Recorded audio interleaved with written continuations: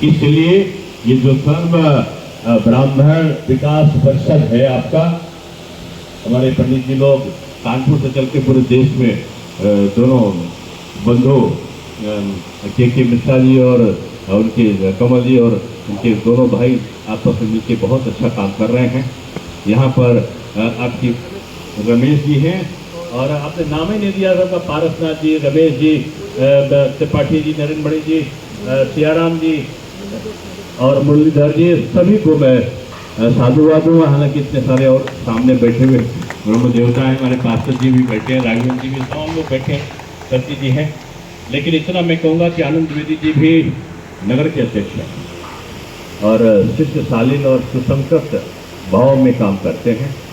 तो मैं यही कहूँगा कि भी मुझे बाहर जाना है, आपका कार्यक्रम अब जम गया है तो इसको जमाए रखना। क्या अभी तक का छिन्न भिन्न थे, दौड़ भाग रहे थे, लेकिन हम लोगों की मास्टर आदमी मुझसे पढ़ाते हैं तो उनको पता चलता है बच्चों को कंट्रोल कैसे किया जाता है। आप बच्चे नहीं हो, आप तो बुजुर्ग हो और आप वरिष्ठ हो, श्रेष्ठ हो हमारे लिए, लेकिन बड़े ध्यान से आपने सुना, मेरा बहुत मन था और आगे बोलने का।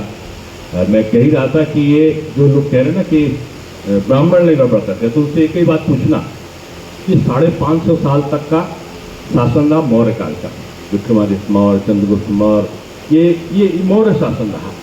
अगर आज के समय में कहोगे तो कौन रहा? वो अगली जात में नहीं आएगा। चोल शासन रहा, चोल वंश का रहा, अगली उसमें नहीं आएंगे। उसके बाद नंद वंश रहा, नंद वंश नाई समाज के, उनका शासन भी लगभग 200-250 साल रहा। उसके पाल समाज, उनका शासन भी सैकड़ों वर्ष रहा। उसके बाद जिनको आज आप रावत या पासी बोलते हैं, पासी समाज का महाराजा लखना पासी, महाराजा दिल्ली पासी, महाराजा कई महाराजा आए यहाँ पर और उनका शासन रहा। तो ये कैसे ब्राह्मण खराब कर दिया, ये एक यक्ष प्रश्न आता है। इसलिए वो आपको उत्तेजित केवल करेंगे और उत्तेजित में आपका ब्रह्मांड का एंटीना खड़ा ना हो, आप उसका जवाब उसी भाषा में जो परशुरामी स्वभाव ना लाके, भगवान परशुराम का वो श्रेष्ठ भाव जिसमें विद्वता का भाव है, तार्किक शब्दों से उसका जवाब दो ना।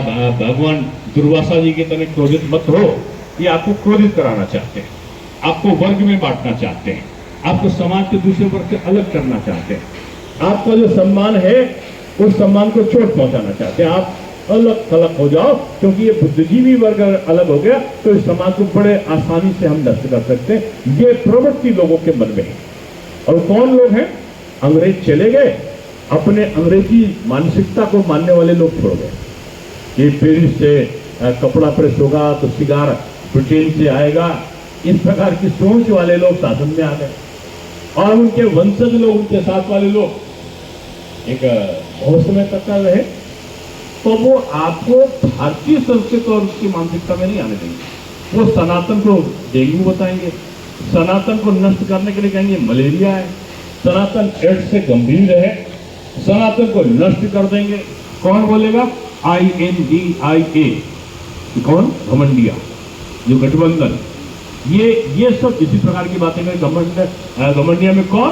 कांग्रेस, सपा और सपा के साथ साथ RLD, ये लोग के सहयोगी जो ऐसी बातें बोलते हैं। तो मैं यही कहूँगा कि आपको इन सारी बातों से मुक्त होकर समाज के समग्र विकास की अभिकल्पनाओं के साथ में आगे चलना होगा। अभी आनंद द्विवेदी जी आपको और सारे लोग बताएंगे, तो आप लोग अपनी जगह बैठे रहिएगा, उसको देखिएगा। अभी नहीं, मैं चला जाऊँगा। बहुत धन्यवाद। मेरे साथ जोर से हाथ लगा बोलो भगवान परशुराम की, सियावर रामचंद्र की, पवन सुत हनुमान की।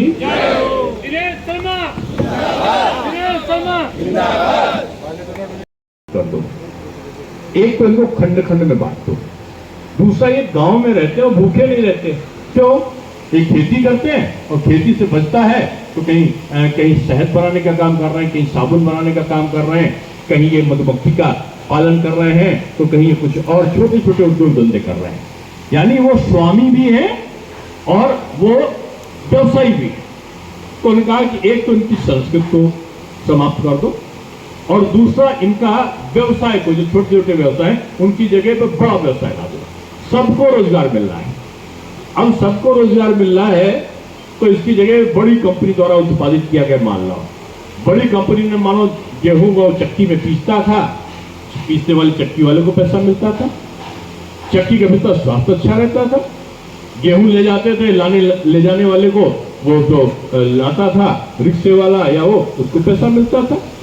अब क्या हुआ, वो जो आटा निकल कर आता था उसकी जगह पर एक जगह आटा पिसना शुरू हो गया, बड़ी बड़ी फैक्ट्री बन गई। अब वो दाम कम हो गया तो घर में पीसने वाला आटा कोई खरीदने की तैयारी नहीं होगा। यानी छोटे उद्योग की जगह बड़े उद्योग ले आओ। और दूसरा, इनकी संस्कृति को, इनके साहित्य को नष्ट कर दो। अब वहीं पर ये सारा प्रसंग शुरू हुआ। अंग्रेजों ने कहा ये अगड़ा है, अगड़े में ब्राह्मण होगा। ब्राह्मण कौन होगा? जो पंडिताई करता है, जो पढ़ाता है, जो भी करता है, कहिए ब्राह्मण होगा। जो लड़ाई करने का काम करता था बोले क्षत्रिय है, जो रक्षा करने का काम करता था क्षत्रिय है। और इसी तरीके से उन्होंने जो शूद्र भगवान के श्री चरणों से जिसकी उत्पत्ति मानते हैं, भगवान के और किसी शरीर का आलिंगन नहीं करते हैं। हर व्यक्ति भगवान का, अगर भगवान विष्णु का भी चरण होगा तो चरण को ही प्रणाम किया जाता है और उस चरण से उनका प्रादुर्भाव मानते हैं कि भगवान के चरण से प्रादुर्भाव हुआ जो वो शूद्र कहलाए। यानी वो समाज में सबसे ज्यादा सम्मान के पात्र बने थे। उनको उन्होंने एकदम नीच और ऊंच इस प्रकार से संबोधित करना शुरू किया अंग्रेजों ने। और अंग्रेजों ने यही नहीं किया, उन्होंने कहा ये ब्राह्मण है, ब्राह्मण में भी वाजपेयी पड़ा होगा, ये 20